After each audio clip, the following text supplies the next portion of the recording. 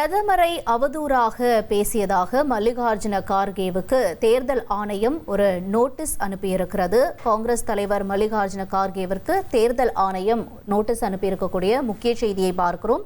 விவரங்களோடு செய்தியாளர் ரமேஷ்குமார் இணைந்திருக்கிறார். வணக்கம் ரமேஷ்குமார், யாரெல்லாம் இந்த புகாரை முன் வச்சிருந்தாங்க தேர்தல் ஆணையத்திற்கு? தற்பொழுது தேர்தல் ஆணையம் என்ன விளக்கம் கேட்டிருக்கு? அதாவது பிரதமர் மோடியை காங்கிரஸ் தேசிய தலைவர் மல்லிகார்ஜுன கார்கே தீவிரவாதி என குறிப்பிட்ட விவகாரத்தில் அடுத்த 24 மணி நேரத்திற்குள் விளக்கம் அளிக்குமாறு மல்லிகார்ஜுன கார்கேவுக்கு தேர்தல் ஆணையம் நோட்டீஸ் அனுப்பியிருக்கிறது.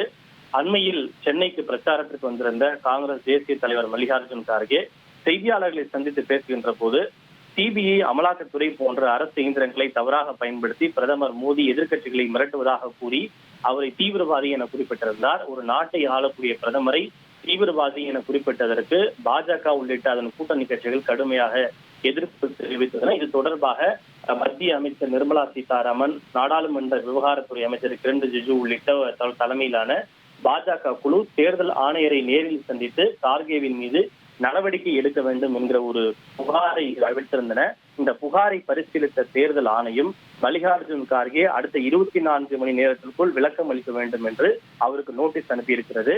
அந்த நோட்டீஸில் தேர்தல் ஆணையம் என்ன குறிப்பிட்டிருக்கிறது என்றால், ஒரு தனிநபரின் குணாதிசயத்தை தாக்கும் வகையில், வாக்காளர்கள் மத்தியில் அச்சத்தை ஏற்படுத்தும் வகையிலும் இத்தகைய கருத்துக்கள் அமைந்திருப்பதாக தேர்தல் ஆணையம் கருதுகிறது எனவும், இந்த கருத்துக்கு அடுத்த 24 மணி நேரத்திற்குள் கார்கே விளக்கத்தை அளிக்க வேண்டும்.